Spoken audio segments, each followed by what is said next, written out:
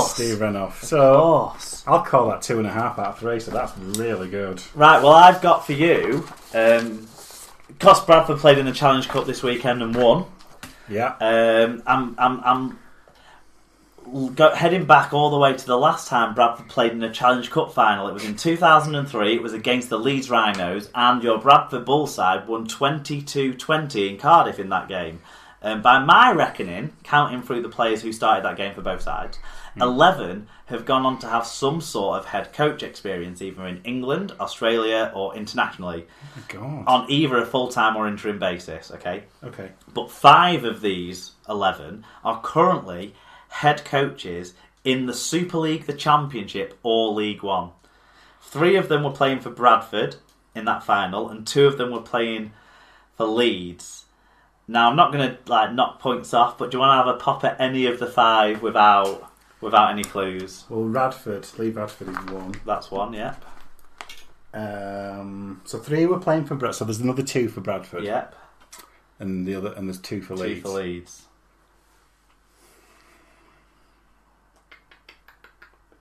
You've got the only Super League one. I'll give you that clue. Right, okay. So I go a bit hazy when we drop down a bit.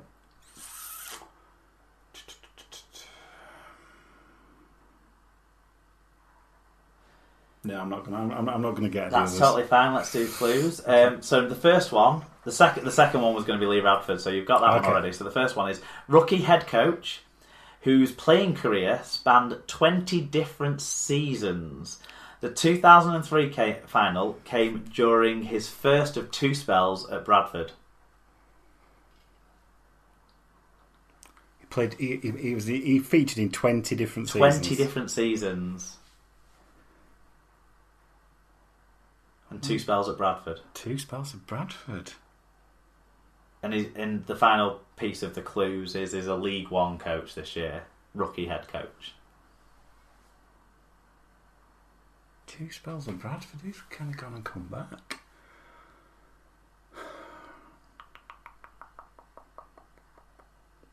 I'm not going to get that. They were his first and last stops in his playing career, if that helps. No, I'm not going to get that one. Oh, come on, you'll kick yourself. Go on. I can't think of it. I really Leon. can't. Oh, Leon Price. Jeez. Okay, this year... It's because I forgot his last spell. He barely existed. This player, this coach, he's another first-year head coach. He was enjoying early success. He's best remembered from his playing days as a prop for Leeds and for Harlequins RL. Oh my God. Which is quite a clue.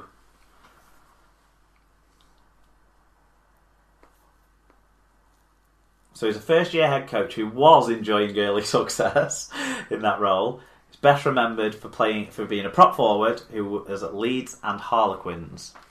I'm really struggling with this one this time.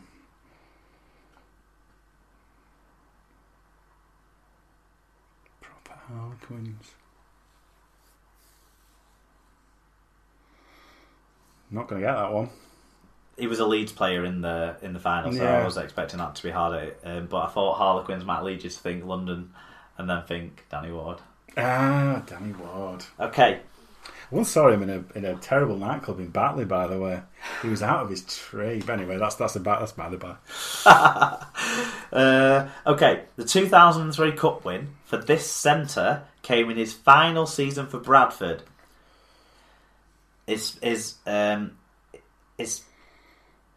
Hold on. The 2003 Cup win for this centre came in his final season for Bradford, a spell that came between 2 spells with Salford.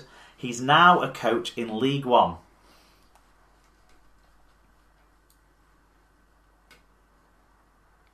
Scott Naylor. Yes. Scotty Naylor. So this one to get over half mark, the last one. This championship coach is in his 2nd full season as a head coach, although he did get some very small interim head coach experience in 2014. Matt Diskin. I didn't even have to finish the clue. It just came to me when he said 2nd season. It was like, that's Matt Diskin. Brilliant. I should have got Diskin before, really. I should have realised he was at Batley. There you go. No, I think you've done pretty well there, apart from Liam Price was an absolute embarrassment. It's the second spell thing that kind of threw me. But yeah, totally justified clue. It's just me. I can't. Didn't come to mind. There you go. Fair enough. Any recommendations for our listeners this week from you, Alan? Just a quick one. It was seeing Matthew Bainton's name that kind of just reminded me of something that I saw a few weeks or kind of a few months ago now. It was on the BBC, but you can still find it on YouTube. I double checked it. It was called Quacks. It was a 6-part comedy about doctors in Victorian London. It had Tom Bainton in it. Tom Basden, who I really like, he's really funny. So it's well worth a check out. As I say, it's on YouTube. It's not on iPlayer anymore, but it's it's something quite light and funny. So Fair enough. It's worth a look. I've got two. One on a similar vein, comedy show. In the Long Run, the Idris Elba creation that's running on Sky at the moment. On the Sky On Demand, you can get all 6 episodes. Me and Emma watched the first 4 on Sunday night, and it was very enjoyable, light-hearted entertainment with a little bit of social commentary undertone. Obviously, it's sort of set in the 80s in a London estate with interracial kind of relationships and that sort of stuff going on. Then the other is a new podcast for everyone. So after you've listened to Super League Pod, this other podcast their episodes are about 6 to 10 minutes long, not 6 to 10 hours long like ours are becoming. But it's Rugby Reloaded, and it's Tony Collins, the rugby historian, basically. His podcast, and it's almost like bite-sized chunks out of his Overall World book that I recommended last year with a few extra flourishes thrown in. But really good. There's been 4 episodes so far of it.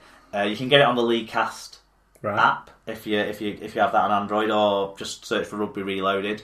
Because his website has a few nice features and stuff on there too. But basically, the first episode was about the William Webb Ellis myth, and the second episode kind of expanded on that and the damage that the rugby union did to the Rugby Code of Football during the second half of the 1800s.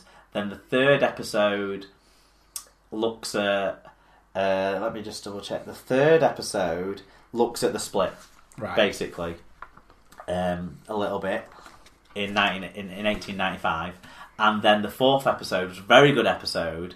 It kind of links back to the Codebreakers documentary that you recommended last time you were on. Which was a great shout in advance of seeing it. It was a brilliant shout. Wasn't it? It was brilliant. Yeah, well, this is, I think it's entitled something like Why do Welsh rugby players play the wrong sport? Or something along those lines. Why do Wales play the wrong type of rugby, it's called. Right. So that's all about, basically, the blatant, disgusting hypocrisy of the Rugby Football Union in allowing Welsh, dock and miners and all that sort of stuff, and shit works and all that, to be paid to play the game, so that the Welsh version of the Welsh sport didn't break away from the rugby union and become part of rugby league, and how, because of that happening at that time, and England, all the best English players going and playing Northern Union, Wales became the dominant force in the union scene, and the popularity sprung up from there, basically, from that decade after that decision was made to allow them to basically turn a blind eye to what was going on, the amateurism of the Welsh game. And that reminds me of a story that I meant to slip in as Oran finally, but didn't find time to copy and paste it from anywhere, which was the news about the scumbag Perpignan, Southern French Rugby Union. Oh, see, I know they referenced it in the game, but I totally missed that one. Who basically has said that he's really glad that the Perpignan Rugby Union side are doing well, because he hopes that they destroy and kill off the game of rugby league as it's supposed to, as should happen. And obviously that brings back. There's lots of stuff in Tony Collins' Overworld book about how they got in bed with the Nazis to turf out rugby league and seize all their assets and basically villainise the sport of the people down in the south of France. It still lives on. Interesting. So that reminded me of that. So I'm sure Tony Collins will cover off the that in one of his podcasts coming up in Rugby Reloaded. Okay, right. Next week I've got another in-studio guest. It's Lee Whitnall making his debut, the Warrington fan, so that should be exciting. Hopefully with less games to talk about, I won't be up quite as late as I'm going to be up tonight. Are you going to get in your B&B at this time? Yeah, it'll be fine. It'll be fine. Fair enough. Okay. Okay, I did receive a new donation this week, but it was an in-person donation. From David Pye, so thank you very much to David Pye, and thanks to David Pye and David Powell, and Nick, who's one of the silent listeners, the ones who don't get in touch, who I met as well, with David. After the St Helens game, I met up with David Powell and Nick, and who's his, for want of a better term, is godson, but he's not, but he's his best mate's son, right, who he takes to the rugby. Okay. Who is interested in the game and that and follows it, and I can't remember the name of David's nephew, and I feel really bad when this happens, but I can't remember the name of his nephew, but his nephew lives up in Newcastle, and I'm reliably informed makes a cracking bacon butty, so I'm expecting a full delivery to all the SLP family at Magic Weekend from the Hex and Bacon Butty shop, but yeah. Basically, thanks to those guys for meeting up with us. Me and Cass met up with them after the game, and it made getting over the loss really quick and easy. It really did. It was great chatting to them both. We caught just one quick pint with Dave Powell, Saint David, because I'm probably even saying his surname right. I never look at his surname, so I can't remember now. It's just Saint David. It's just the same. And then, just as he was getting ready to nip off, Dave Pye turned up. It was great having a chat with Dave Pye. I love talking to Dave Pye. He claims to be a rugby league fan from St Helens, not a St Helens fan, but we know he's a St Helens fan really deep down at the roots of his heart. But he's not dead partisan, and I love talking to him because of that. He has such great views on like the youth development in the game, and he's got a real good understanding of where players can fall out into the amateur game and where players can go through the big clubs and then disperse into the other clubs and all that sort of stuff. He has really interesting views as well on how I just love talking to him about rugby league, as I do with you obviously as well. I don't want to I was going to say, left out there, but yeah, so that was fantastic. Me and Cass had a really nice time chatting to those guys after the game in St Helens. We stayed on in St Helens longer than we planned to. We didn't get to Wigan Central, which was a slight disappointment, but we're going to probably try and get some beers at Wigan Central on the first bank holiday weekend, because Wigan have got a home game on the Sunday against Salford. So any Salford fans who want to grab a beer with us in Wigan Central after that game, Steve Masco's going to be in there doing a bit of a book launch. So any Wigan and Salford fans want to get down and say hello to me and Cass, who everyone gets to hear about, but no one gets to hear unless you go for a beer with us. Because that was cracking. They were all asking about Real Dad and how Real Dad was getting on. Of course, I told them Real Dad was dead to me. Yeah.